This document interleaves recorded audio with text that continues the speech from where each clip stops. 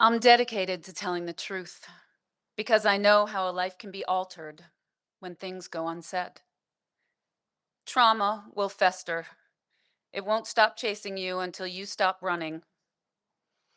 I spent decades running, first from the Hudson Valley to New York City, far away from the scene of the crime. Then I ran into an acting career where I hid in other people's stories. I thought moving 3,000 miles away to LA might help, but it still caught up with me. I was finally forced to stop running during the pandemic. It's 2020. I'm a new mom, home all day with a toddler. I feel isolated, alone, and unsafe. The pool is our refuge. Every day we go outside to have dance parties, mermaid adventures, and underwater tea parties.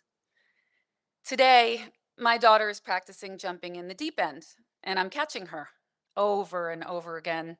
She knows to wait until I'm ready, but this time I dunk myself underwater between jumps, and she doesn't wait. She jumps. I don't expect it. I'm shocked to feel her weight on my head. She's gripping onto me. I can't breathe.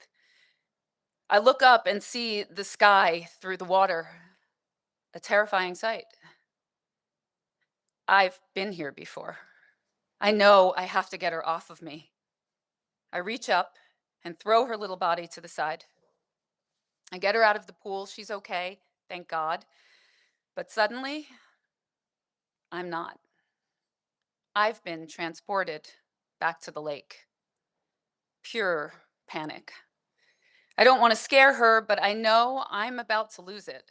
I scream for my husband, Joe. He comes running. What happened? He looks terrified. I hurry inside, dripping wet.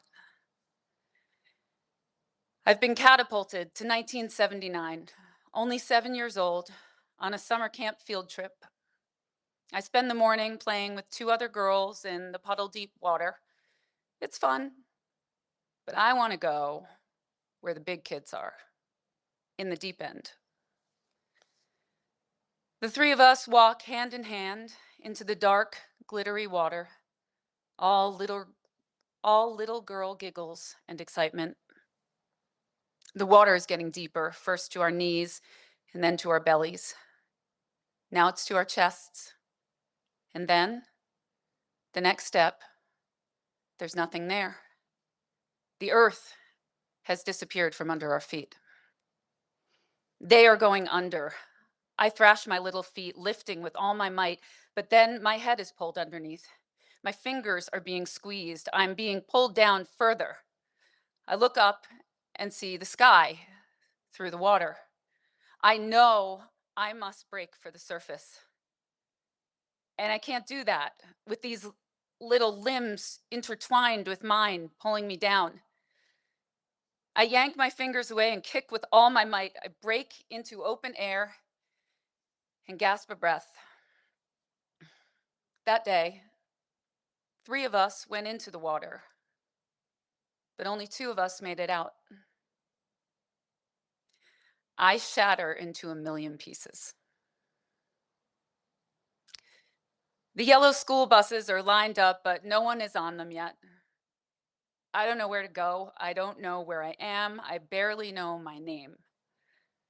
But I know what has happened. And I know it is all my fault. I enter the empty bus, take a seat in the back, and press my head against the window. It takes forever for the rest of the kids to silently file on. Slowly, the bus starts to move, taking me away from this place and into my new forever. I wait outside of the school on the concrete landing, my bathing suit still damp underneath my terry cloth shorts. All I want is my mom. She's late, as usual. I never wanted her more. I've never felt a longing like this. Finally, she pulls up in front of the school and slams the car in park. She's coming for me. Thank God. I feel the safety of her arms before they're around me. But she doesn't stop. She runs right by me, her anxiety leading the way. I follow just in time to see her throwing her arms around my counselor, sobs heaving as the heavy gym door swings back and closes in my face. That day is never mentioned in my home. It's as if it didn't happen, but I know what happened. And because no one tells me differently, I grow up believing it is all my fault. I'm never the same. Now, more than 40 years later, I'm triggered, and mentally, I'm right back in the lake again. The sky, the panic, the will to live, all colliding. I'm inside alone, crying uncontrollably, hyperventilating, shaking for what seems like hours, but it's probably only about 30 minutes. What happened? Joe asks. Are you okay? After years of facing what happened in therapy, recovery, in seeking and receiving spiritual guidance, I don't try to hide what happened. I don't tell my husband I'm fine. I tell him the truth because telling the truth is the only way trauma stops chasing you down. I don't have to run anymore, not from the truth, the past, or myself. I think I just had a PTSD episode, I say, and we talk about it. We talk about everything.